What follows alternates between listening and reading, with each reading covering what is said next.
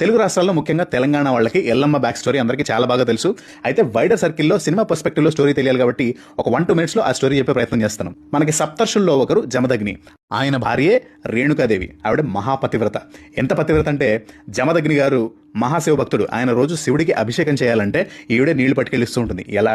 సముద్రపు ఒడ్డుకి వెళ్ళి అక్కడ ఇసుకతో ఒక బిందెను తయారు చేసి ఆ ఇసుకలోంచి నీళ్లు పడిపోకుండా తీసుకొస్తూ ఉంటుంది. అంటే ఆవిడ ఎంత మహాపతివ్రత అని చెప్పడానికి ఇదొక ఎగ్జాంపుల్ అనమాట. ఒకరోజు నీళ్లు తేవడానికి సముద్రపు ఒడ్డుకి వెళ్ళగానే ఆవిడకి ఏవో శబ్దాలు అనిపిస్తాయి. ఏమిటి అని తిరిగి చూడగానే ఒక జంట నగ్నంగా స్నానం చేస్తూ ఉంటారు. ఒక చూపు అటువైపు ఆవిడ చూస్తుంది అంతే. ఆవిడకి ఎటువంటి నెగిటివ్ ఆలోచనలు కలగవు.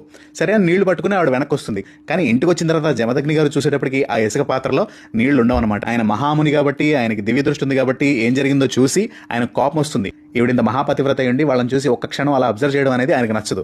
సో ఆయనకి 5 కొడుకులు ఉంటారు. కొడుకులు పిలిచి మీరు అమ్మతల నరికేయండి అని చెప్పి ఆర్డర్ చేస్తారు.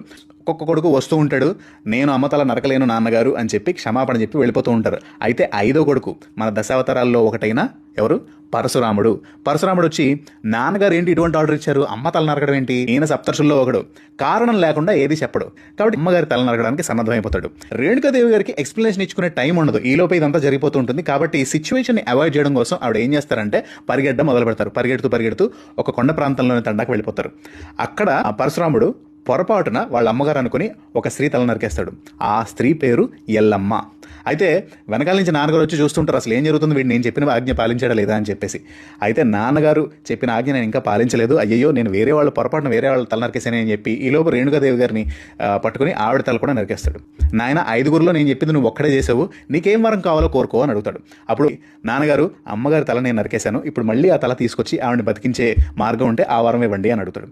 జమదగ్ని గారు తథాస్తు అంటారు. అప్పుడు పరశురాముడు ఏం చేస్తారంటే పొరపాటున రేణుకాదేవి గారి తల బదులు ఎల్లమ్మ గారి తల తీసుకొచ్చి రేణుకాదేవి శరీరానికి అతికించగా ఆవిడ అప్పుడు రేణుకా ఎల్లమ్మగా మారుతుంది. సైడ్ బై సైడ్ ఏం జరుగుతుంది? మిగిలిన 4 కొడుకులు జమదగ్ని గారి ఆజ్ఞ పాటించలేదని, మీలో ఉన్న మగతనం నశించాలి అని చెప్పి శాపం పెడతాడు జమదగ్ని గారు. అప్పుడు వాళ్ళందరూ ట్రాన్స్జెండర్గా మారిపోతూ ఉంటారు. ట్రాన్స్జెండర్గా మారారని చెప్పేసి రేణుకాదేవి గారు వాళ్ళని దూరంగా పెట్టరు. సో ఇక్కడ పాయింట్ ఏంటంటే ఇర్రెస్పెక్టివ్ ఆఫ్ ద జెండర్ ఆవిడ ఎటువంటి జెండర్నైనా యాక్సెప్ట్ చేసి పాలించి అందరినీ ఆదరించి రక్షిస్తుంది. సో ఆ 4గురిని కూడా తీసుకొచ్చి బిడ్డలారా మీకు ఎటువంటి అన్యాయం జరగకుండా నేను చూస్తా, మీరు శపించబడచ్చు కాక బట్ స్టిల్ మీరు నా బిడ్డలు, నేను మిమ్మల్ని కాపాడుకుంటాను అని చెప్పి వాళ్ళందరికీ అభయం ఇస్తుంది. సో టూకీగా చెప్పాలంటే ఇది Yellamma back story. Bottom line ఏంటంటే irrespective of the gender Renuka Yellamma is the goddess of transgender. చాలా మంది అందుకనే ట్రాన్స్జెండర్స్ తెలుగు రాష్ట్రాల్లోనూ కర్ణాటకలోనూ మహారాష్ట్రలోనూ ట్రాన్స్జెండర్స్ అందరికీ Renuka Yellamma is the goddess. So ఇప్పుడు స్టోరీ దీని బ్యాక్గ్రౌండ్లోనే ఉంటుందేమో అని నా గెస్. సో నెక్స్ట్ రీల్లో ట్రైలర్ని బ్రేక్ డౌన్ చేయడానికి ట్రై చేద్దాం. Stay tuned.